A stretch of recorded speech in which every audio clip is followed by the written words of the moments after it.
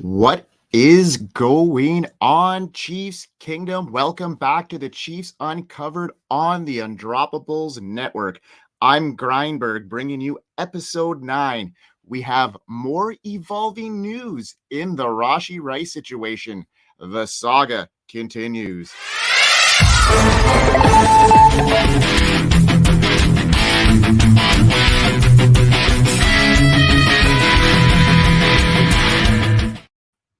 Dallas police issued an arrest warrant for Kansas City Chiefs wide receiver Rashee Rice on Wednesday in connection with the six-car freeway crash last month in Texas. Rice faces 8 charges in the case, according to a Wednesday afternoon news release from the Dallas Police Department.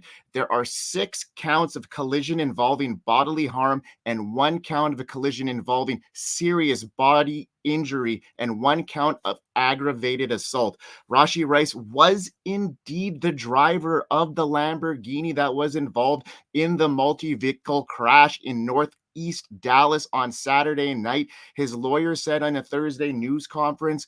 Now, there are rumors that Rashee Rice could face some jail time here. There is some rumors about some marijuana being found in the car. This is all very speculative still at this stage, but there has been some charges laid.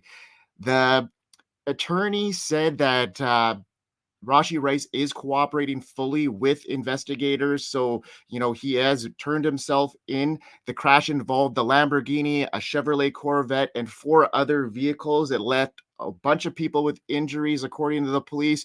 The main issue right out of the gate here for Rice is that there are second and third degree felony charges, and there could be prison time involved.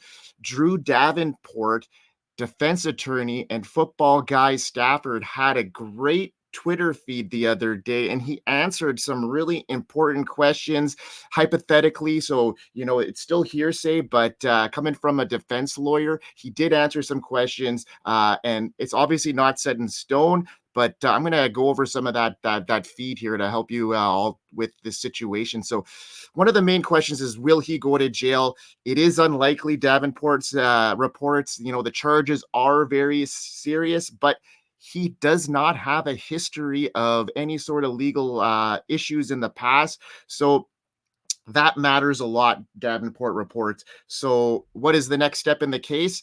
Rice will turn himself in like he did already. They won't spend much time in jail there, but the case will have an arrangement, and a not guilty plea is probably in the works here. Davenport reports that.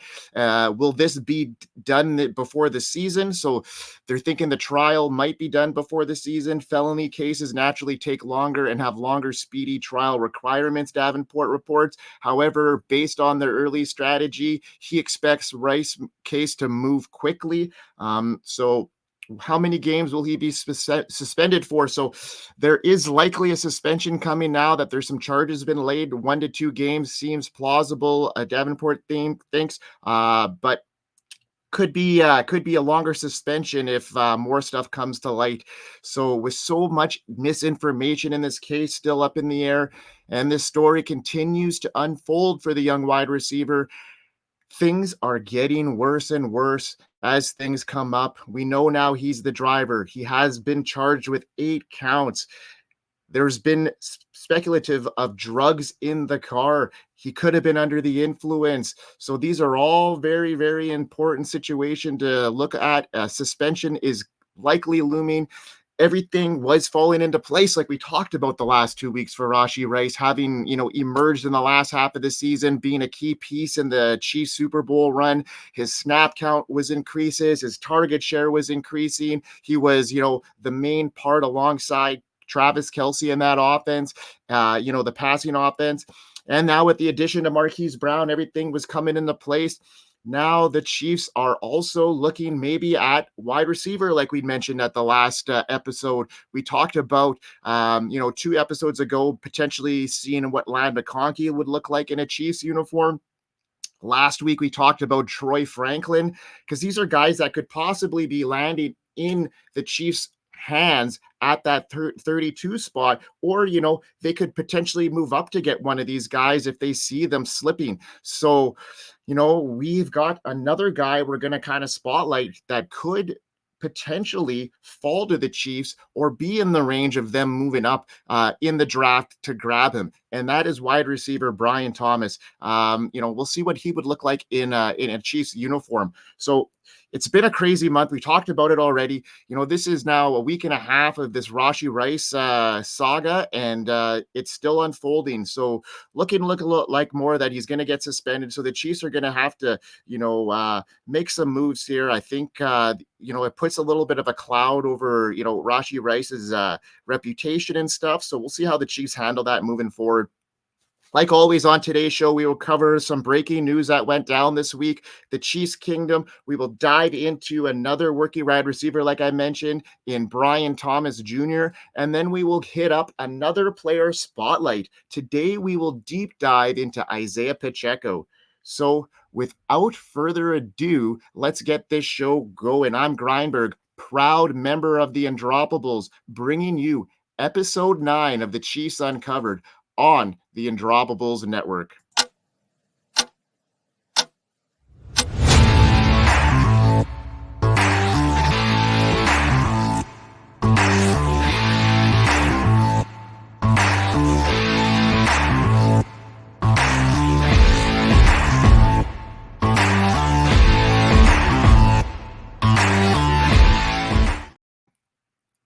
The fantasy football season never stops. Did you know you can already draft for the 2024 season on Underdog Fantasy, the easiest place to play fantasy football? The big board is a pre-draft fantasy football contest with all the incoming rookies in the player pool. Draft your team in 20 rounds, and that's it. Best ball format, you get the optimal score to fill your starting lineup. A great way to get your dynasty startup draft fix without any league managements. No league management required, I said. Only $10 to enter and over $2 million in prizes up for grabs. Be sure to sign up for Underdog with promo code UNDROPPABLE. That is undroppable, and you will get your first deposit matched up to $100. And now back to the show. So, talked about Ladd McConkey. We talked about Troy Franklin. Now we're going to talk about another wide receiver that is being, ranked in the top 5 to 7 range. And these rookies coming in, some people have Brian Thomas in a top 5, maybe even on the 4 spot behind Rome Odunze. And let's talk about him. He's getting overshadowed by his running mate, Malik Nabers, who's being steamed up right now. Malik Nabers is being, even questioned being the number 1 wide receiver that could be drafted in this draft, which would be an awesome thing. I'm very high on Malik Nabers. I think he is going to be just an outstanding wide receiver in this league. He is a 4-star recruit So Brian Thomas is a 4-star recruit with the 9th best wide receiver in the 2024 class, according to 247 Sports. Thomas was a breakout season himself, 1,000 yards and finding the end zone 15 times through the air. He is your prototypical size. 6'4", weighing in at 201 pounds. He's being kind of compared to like the George Pickens prototype. He's doesn't always separate with the best in his class, but his lengthy frame gives him a really nice big catch radius. It appears like he's open a lot on tape, paired with the ability to box out defenders that allows them to win those contested catches, which I think would be very, very good downfield for the Chiefs. They need that downfield threat. I mean, I know they have that in Marquise Brown now, but adding another element there, Brian Thomas Jr. has got really, really, really good speed. He tested so well at the combine. His ability to catch the ball with his body when attacking at high point, great stuff for a downfield threat. Perfect for the Chiefs. However, he has displayed some dropping issues, which, our Chiefs have always struggled with in the last couple of years, especially with the downfield threat. So they could be looking at somebody else because of that. He displays a good hand-eye coordination. He does have strong hands. So, the majority of the time, his drops aren't usually an issue. when it comes to his route tree, it is limited, so it might actually be a tough thing for him, like a rookie, similar to how that Sky Moore situation happened. These rookies have a hard time coming into an Andy Reid offense and learning the book pretty quickly. You need to be playing all over the field, and that's why I kind of liked Troy Franklin last week as a Chief, because he's got the versatility. He has played all over the field where Brian Thomas has not really, and his route tree is limited. He will need to improve his physicality because he's not a very big physical presence, and that would help him create more separation downfield. He is quick, so it allows him to get a little bit of a head start on his defender. So, with that separation issue, his quickness can help with that. He's not the fastest player on the field, but he has plenty of speed for his size. He excels, downfield. Thomas's transition from receiver to runner allows him to eat up space quickly. He's got a good, he's not great, but he's got a good yards after the catch. Within some security issues, he does cough off the ball, like we mentioned. So his big strengths are his hand. He catches with his hands. He's got a good high point, and his body control is good. His weaknesses are limited route tree and ball security. His testing was pretty darn good. For his size, he ran a 4.33 40-yard dash. Incredible stats there. So he was rising up a lot of people's draft boards after the combine when guys like Keon Coleman and Troy Franklin, those guys didn't test as well. So some of these guys like Brian Thomas, who did test well, kind of took that step above there because of so much talent at that wide receiver position. It doesn't take much for a guy to go up and down with how tight that receiver's situation is for these rookies. Um, he does grade out to be a top 20 prospect, so I think the Chiefs would definitely have to move up to get him. And I don't think they like him as a prospect because of the drops, but we should see what happens. If he's there in the range, he is a top prospect, so they could be looking to take a stab at him. You know, unless he slips a course to him, there could well be, a guy ranked lower than him, like a Worthy or McConkey, like I mentioned. He's worth an early to mid-round first draft capital, so he has the upside to impact an NFL roster as an ex-receiver right away. At 6'4", 200 pounds, he has the necessary tools to be an elite threat, but he's got to get a little bit, fill in that body a bit, and I think that'll happen. He's still relatively raw as a wide receiver, but his production in 2023 was extremely promising, especially when you consider that he was playing alongside Malik Neighbors. So while Thomas has room to expand his route tree, he can improve and plant his drive technique and execute, all those tactics. So he can be a guy that the Chiefs could use if the right situation happens. I don't think they're going to move up for a guy like Brian Thomas, but he could be a guy that could slip to them. And that's why I am kind of going over some of these situations if the Chiefs do decide to hit up wide receiver with their 32 pick, because, they're going to see some situations here where they're going to go with the best player. We have some holes in our O-line. We got our cornerback situation that needs addressing. So whatever player is going to be available to them, or if they see a guy slip a couple spots to them, they could move up. So a lot of variables here. So exciting to see. We're only 2 weeks out of this draft, and a lot is going to come to light. I'm excited to see what the next 2 weeks of free agency and draft happens, because we're going to see a lot of movement happening soon, especially with the volatility of those first 4 draft picks here, with Minnesota looking to head into the top 5 to draft a quarterback. So we'll see what happens there. Now, let's get into another spotlight on the Chiefs player. And today we're going to hit up Isaiah Pacheco.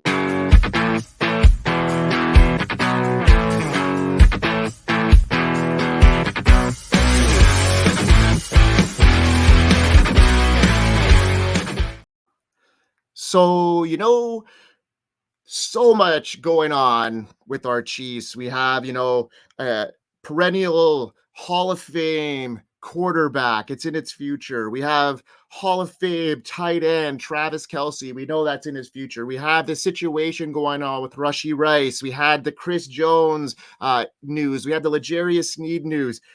Now, what happened with Isaiah Pacheco? Why isn't he getting spotlight in any way? The guy, he hasn't got much coverage for the Chiefs. He was the breakout running back that was taken 251st in the same draft. In so many people got drafted ahead of Isaiah Pacheco. He was only 11 spots from going undrafted completely. This year's Chiefs team was operating differently. Patrick Mahomes has led in the past. They still won the Super Bowl, but they got there in a very different way. With the shouldering the brunt of the situation was their defense. They still relied on Mahomes' magical arm and his scrambling abilities, but the Chiefs have beaten teams with their defense, like I mentioned, but also by punishing the ball up the middle with none other than Isaiah Pacheco. Mahomes was surgical, would give him that, but Pacheco's development as that 7-round sleeper to one of the toughest runners in the NFL has taken a lot of weight off of Mahomes' shoulders, and it needed to with the way his wide receiving core performed this year. Pacheco finished with 935 rushing yards and came shy of 1,000, but he missed a couple of games there due to his situation and the way he runs the ball. He punched in 7 touchdowns and finished with over 1,000 all-purpose yards because he did catch the ball out of the backfield. He received 244 yards. Pacheco has scored in each of the Chiefs' 3 playoff games thus far, averaging 84 and a half rushing yards per game. That's 4 yards per carry. That was such a huge impact in our Chiefs playoff push. He was a reason why they were able to run the clock down against Miami. They managed the clock against Buffalo. He helped killed the clock against the Ravens, and with the Super Bowl, he was a big factor in that game as well.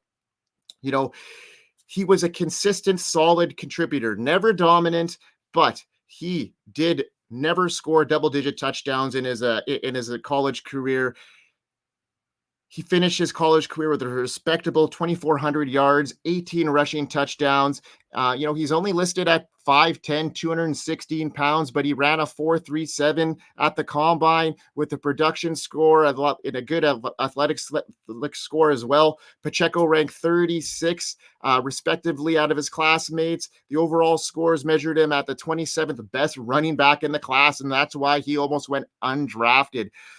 His strengths going into the draft were his enduring and dependable, adequate build contact, running and fight, his urgency to operating in any sort of mode, his size and strength to square up linebackers and protection. So he wasn't touted as that hard hitting running back. So, it's kind of a surprise that the way he's running here now and the way that his success has happened, considering he was almost going undrafted in the draft. There was a lot of running backs that went ahead of him.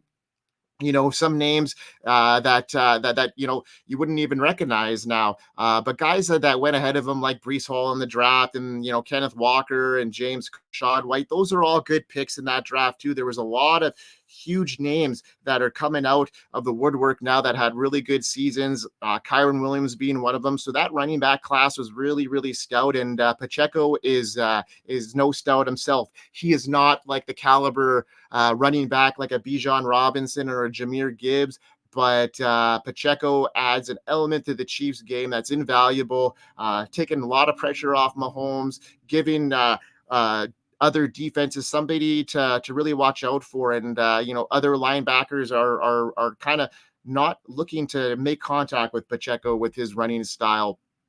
So he took a massive step forward this last year, and now he's firmly entrenched as the Chiefs RB1. As impressive as 2023 was, it's important to remember how rare it is for a 7th rounder to come in, and that's what our Chiefs front office does. You got to hand it to our scouts and what they do, bringing in some of these guys like your L'Jarius Sneeds. They're finding these guys in later rounds, and they're bringing them in, and they're making immediate impacts like Isaiah Pacheco. No mistake, he is not an elite running back, but he certainly possesses upside like those guys. Pacheco's 9.9 target share percent was only 26 in the league, but that's a significant improvement from the year before where he only was a 2.3 target share. So he's seeing more work out of the backfield. I think that has something to do with, them resting Jerick McKinnon for a large chunk of the season. The Chiefs are stuck in a big way where they're able to get, a seventh round pick contribute the way he did, to a back-to-back Super Bowl team. His contributions cannot be understated. Pacheco was finding is like finding a needle in a haystack, and the Chiefs seem to find their hidden gems as often as they can. So kudos to the Chiefs, their scouting team, and simply some of the best in the league. Isaiah Pacheco has been such a pivotal part of our team, and great on the Chiefs staff for finding him. We're set up there for a couple of years for sure with him, and they're solidified themselves there now. After them making that tough first round pick a couple of years ago and picking Clyde Edwards-Helaire, I think this one balances it out a little bit here. So we went over some news last week, but let's just kind of go over that just to give it a quick recap. The Chiefs did sign Welsh rugby star Louis Rees-Zammit. So we'll see what happens there. As much as this guy's tape I love, he becomes a more intriguing to me, the way he dominated that rugby field. It'll be interesting to see if he can learn the NFL game and make an impact in preseason, but we'll have to see there. I'm not holding my breath. Carson Wentz, mentioned it last week. He's now the Chiefs' backup. I love that situation for all parties involved. Clyde Edwards-Helaire is still back with the Chiefs. That was kind of a surpriser. We talked about that a little more in depth last week. And I think that's just such a good, solid depth piece behind our star Isaiah Pacheco. And Clyde Edwards-Helaire does fill in nicely if Pacheco does miss some time because of the way that he runs the ball. Nothing has come out of that J.K. Dobbins situation, so I don't think much more will come. We'll have to wait and see about that. But the lovely thing here is that Mike Dana did re-sign last week, so adding that solidified piece to that defensive line is huge. So now the Chiefs have all their returning guys back into place. Still be good to see them get an edge rusher alongside Chris Jones to take some of the double teams off of them. See if that guy can be in the draft here, if they can see one slip to them at their first round pick, but we'll see what happens there. Jerick McKinnon situation still up in the air. I see the Chiefs, waiting until the last minute to bring him back. Let him sit there. See what else is there for McKinnon too. I mean, but he is in his 30s, and I'm not sure a team is going to roll the dice on a 30 or 31-year-old running back. So that is it for episode 9 of the Chiefs Uncovered. I appreciate you all for tuning in. You will find this show every week and weeks to come on the Undroppables Network. We have a bunch of teams going right now and bringing great team-specific content alongside all our other stuff going on there. So if you're into fantasy football, be sure to follow the Unrivaled. I know that we're coming out with another Dynasty show featuring Wiz and Jack, so you better watch that one. They are some of the greatest minds in fantasy and dynasty football there are, so be sure to check that out on the Undroppables Network. We are also looking for more anchors to drop NFL team-specific content, so follow us on the socials to find out how you can be a part of this elite team. Our team, your content, their game. Let's go. Also, remember to like and subscribe to this channel, and also follow me on the X or Twitter at FFCanuck99. That is it for today. I'll be back next time with the Chiefs follow-up show. Hopefully that'll be right around draft time. We'll talk about what happened with who they picked up, who they might be looking at depending on when this is. I'm hoping to get another show in before the draft. If not, we'll get one in right after to give a full-on Chiefs recap. So looking forward to this. It's going to be another busy period for us, Chiefs Kingdom, and I can't wait to cover this with y'all. It's been a huge success. This show is growing, and I can't thank y'all enough for tuning in every week. I can't thank you enough. So thanks a lot, Chiefs Kingdom, and everybody supporting the Undroppables. That's it for today. I'll be back next time for everyone on the Undroppables Network. I'm Grindberg. Thanks for tuning in.